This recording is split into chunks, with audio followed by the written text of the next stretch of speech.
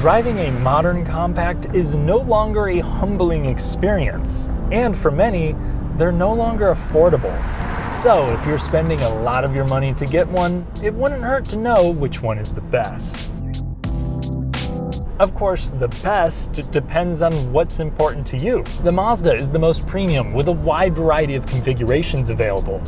The Subaru has standard all-wheel drive and your mother's approval. The Corolla will outlive you, and it's the only one to offer a hybrid. Many of us want cheap cars, but we don't want our cars to feel cheap. What I have here is actually a base Mazda 3. Standard, it comes with alloy wheels, chrome accents, and body-colored mirrors and door handles. I think it has the most elegant and original design, though I'm also a fan of Subaru's traditional hatchback presence, and while I like the Corolla, it seems like the most important objective to Toyota was make it mad. Let me know your thoughts. All of these will offer proximity entry and each will come with LED headlights, but the Subaru makes steering responsive units standard and most will come with fog lights. While each offer a hatchback, the Subaru offers it at the cheapest price point, and it's also the largest car here. It easily takes the dub if practicality is the most important thing to you. There's a tall and wide cargo hold that competes well with subcompact crossovers, though it is the only one here to replace the spare tire with a fix-a-flat kit on all grades. The back seat is also the best for adults, even if it is missing climate vents, something you won't find on any of the other cars either. But at 6'3", I'm impressed nonetheless. Up front, the 2024 redesign brought much improved seats, with optional lumbar adjustment on the top trims to elevate that further. The cabin is also now centered around your choice of underwhelming touch screens or screen. The response time and brightness are middling. Skip the base and you will have wireless Apple CarPlay and Android Auto, but Subaru did have the sense to include a few physical buttons and dials for things you'd want to adjust quickly. I also like the clickiness of the new steering wheel buttons. Briefly, I'd like to thank Royal on the east side, Royal South Mazda, and Royal South Toyota in Bloomington, Indiana for helping me put this together. Royal is knowledgeable, honest, and dedicated to the community. If you're in the market, check them out. I think my biggest issue with the Impreza is that you have to spend quite a bit of money if you want any niceties. I mean, just to get a leather-wrapped steering wheel, you have to go to the top dog 2.5 RS. At least that grade comes with some more tasteful accents to justify its price. But the other trims are less fortunate. The base stereo has just 4 speakers. If you want heated seats, you're spending 28 grand. On the base and sport, the cabin is laden with city bus material choices. However, it does feel well constructed and easy to clean, something I can appreciate. It's also more airy in here with great visibility. Comparatively, a Mazda 3 hatchback feels like a well-appointed isolation chamber. The sedan gives you a little better view out of the back, but retains the same extensive soft-touch materials, straightforward tactile controls, and upscale aesthetic. Even here on the base trim, I don't feel like I've been cheated. If your pockets are feeling too heavy, you can opt for stuff like a heated steering wheel, or a Bose sound system that beats anything the Impreza and Corolla offer. If you spend the least amount of money, you'll still have a digital gauge cluster and 6 speakers, which might not have much power, but they're fairly crisp. However, just like the others here, we'll have a vinyl wrapped steering wheel and shifter. You'll also need to upgrade if you want automatic climate control, wireless CarPlay, or touchscreen capability. Here with the base, you'll control the infotainment through physical inputs. Once you get used to it, it's super easy to use in motion. The seats are a little less agreeable than the Subarus. They're a touch more firm and they're slim at the shoulders. Though I actually think I'm able to find my best driving position here, and unless you have tall water bottles, storage in here isn't half bad. The back seat, though, is probably the biggest shortcoming to the cabin. Most adults aren't going to be too happy back there, and even some large child seats could be a problem. The trunk is usable, but nothing extraordinary for the segment. The Corolla sedan is similar. There's respectable volume, you can fold the seats, and you can get it as a hatchback too. Though the space back there is actually more compromised than the sedan in my opinion. Sitting in the back of the 4-door, there's a little more space than the Mazda, but there's a much much larger deficit when it comes to material quality. Virtually everything in here is a dark plastic, vinyl, or cloth. There's also more glossy finishes here than in the other two cars at the base level, so it won't be as easy to clean, but the Toyota does have a couple of other advantages, like standard wireless Apple CarPlay and Android Auto. And I like this infotainment system. It's not the quickest out there, but the resolution and brightness are pretty good, and it's simply laid out, as is the rest of the interior. There's not a whole lot of buttons or things to distract you. The seats are also pretty agreeable. They don't have good thigh support. Lumbar adjustment isn't available, but that hasn't bothered me. Most should find these okay for long journeys. While it won't impress anyone these days, I do think this basic approach should age well, and it's not missing any key features. Spend some more money, you can get heated seats, a leather-wrapped wheel, and a few fancier touches here and there, but in any form, it'll feel like a Corolla. The differences continue to grow once we get out on the road. Under the hood is a 2-liter naturally aspirated inline 4. It makes a respectable 169 horsepower at the expense of some slight rattle can tendencies. Expect 60 miles per hour to come up in the mid 8-second range. There are a few tricks to the Corolla's powertrain. So one, you do have a CVT, but it comes with a launch gear. So taking off from a stop feels like a regular compact, and then it will simulate your gear changes thereafter, unless you just plant the thing, in which case she goes full lawnmower. This gives you a direct and linear response from a start with the efficiency of a CVT while you're rolling. It definitely feels more spry than the 2-liter Subaru, and I really think this is the right powertrain for the job.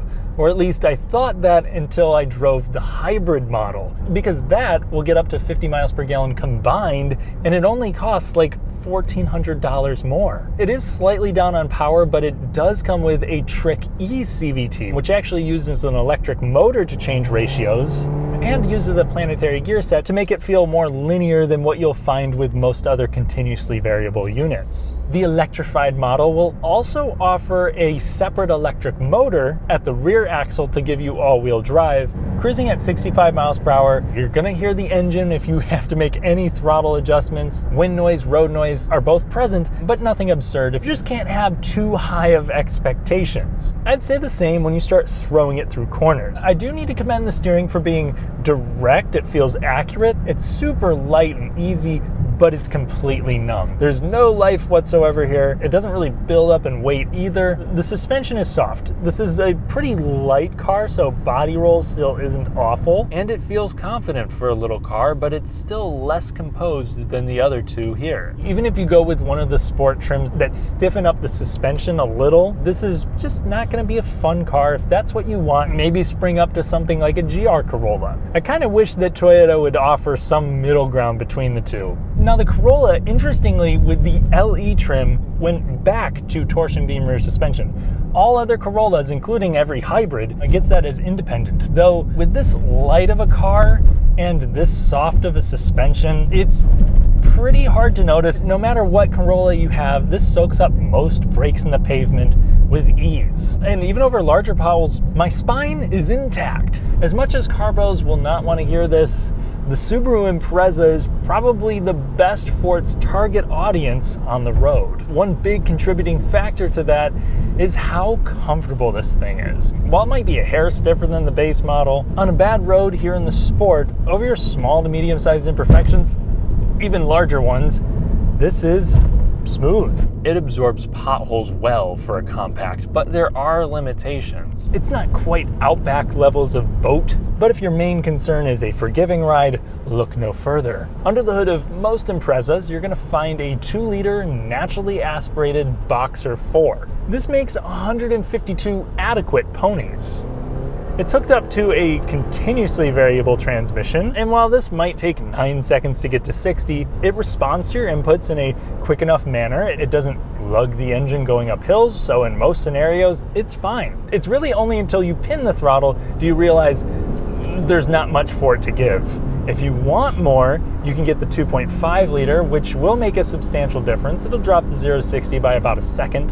and it'll make the Impreza feel a little more relaxed. Either way you go, you'll have a class-exclusive full-time all-wheel drive. It can actually send more than 50% of torque to the rear axle, though it will reside around a 60-40 split, and while it doesn't exactly sip fuel, for an all-wheel drive compact, it doesn't get awful gas mileage.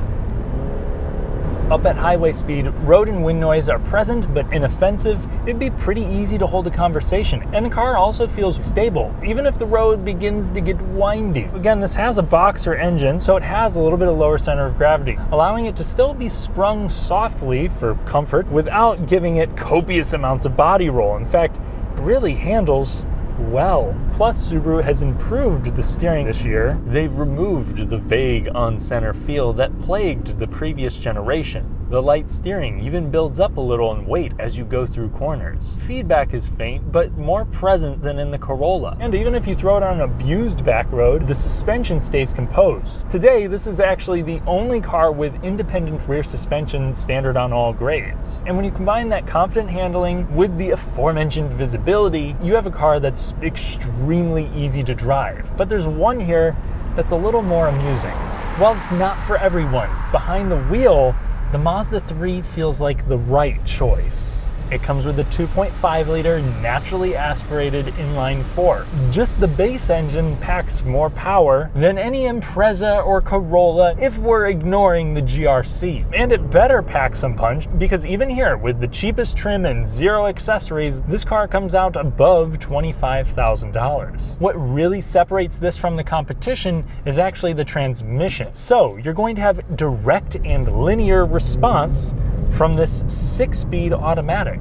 It feels like it requires a little more throttle to respond compared to its CVT rivals, but once you're in the meat of its power band, it hustles a little better. Slow and smooth shifts got me to 60 in 8.4 seconds with all-wheel drive. You can also get a turbocharged variant of this engine, which makes the little 3 feel almost effortless, as it'll have over 300 pound-feet of torque. It's less about drag racing and more about passing power. No matter your choice in engine, the Mazda 3 makes a more refined sound than the other two. The available all-wheel drive will usually motivate the front like the Corolla's Hybrid E all-wheel drive system. But this one can send up to 50% of the power to the rear based on weather conditions, acceleration, and steering angle. And Mazda says they've tuned it to help with rotation, especially if you shut off traction control. This will be standard with the turbo. Pulling up to highway speeds 65 miles per hour, we're revving just below 2,000 RPM. There's some wind noise, there's only a little road noise. I think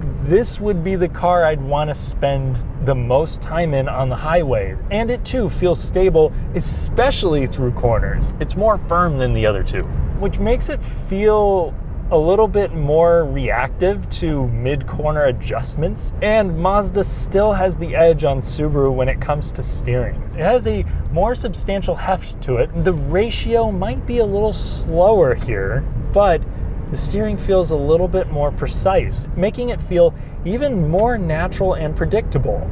The new Subaru deserves a hat tip, but this is still easily my favorite to drive, especially when you combine that with the traditional gearbox. And you can actually still get this thing with a 6-speed manual. Yes, you will need to go with a premium trim in order to get it, so it's going to run you over $30,000, but you'll get a whole host of nice features, and that gearbox is light, communicative, and develops the personality of the 3 even further. And for not having independent rear suspension, tossing this on some dismal roads, it feels stable and doesn't waft as much over things like the Subaru because of its more firm suspension. On the same awful road as the others, the Mazda 3 has a slightly more busy ride. It's the price you pay for its handling, and it's honestly a small one. Even here with insane potholes, it's still forgiving enough.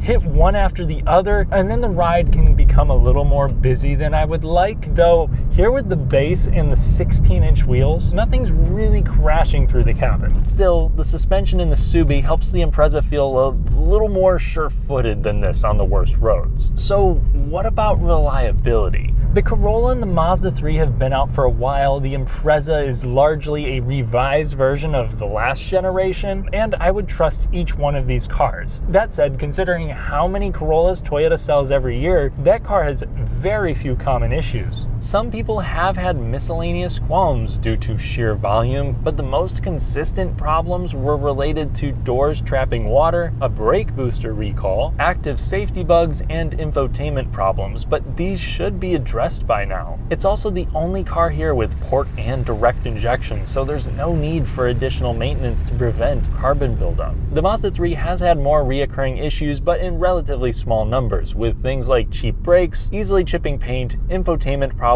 and interior quality control along with weak AC being the most reported. Select few have had head gasket issues or problems with the 6-speed automatic, but that's generally rare. Even the turbo, excluding some 2021 examples, has been robust. The last generation Subi initially had some reports of excessive oil consumption and faulty ignition coils, but the more common issues that persisted were related to the infotainment, interior quality, fragile windshields, and draining batteries. I can't add much for the recent redesign, but either way, the Toyota wins this one, and I'd still recommend the others to people that prioritize reliability. If you want your car to protect more than your wallet, the IIHS gives each one of these the nod of approval, with the Mazda on top. And when it comes to active driving aids, the Toyota and the Subaru have the latest the brand has to offer, with blind spot monitoring available as an option. The 3 makes that standard, but leaves lane centering to the most exclusive spec. And it's just alright. Mazda's never really been crazy about tech.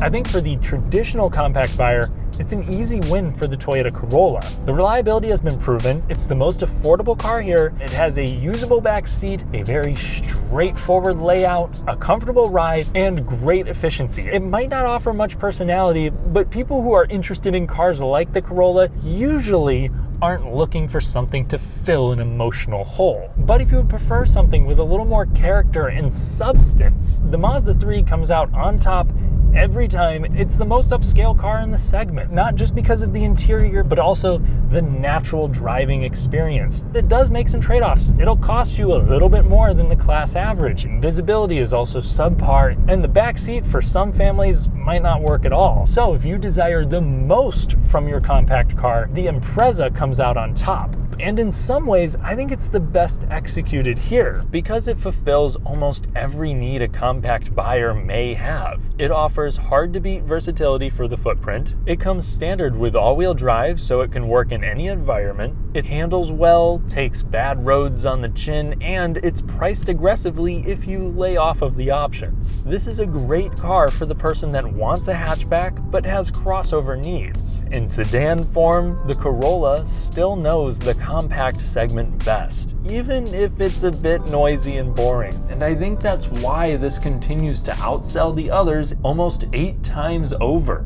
Yet, I am reluctant to call this my general recommendation out of the 3 because it's also the car I'm least impressed with. Thankfully, there is a redesign over the horizon that will hopefully address its shortcomings, but I sincerely hope they don't forget what the nameplate is all about.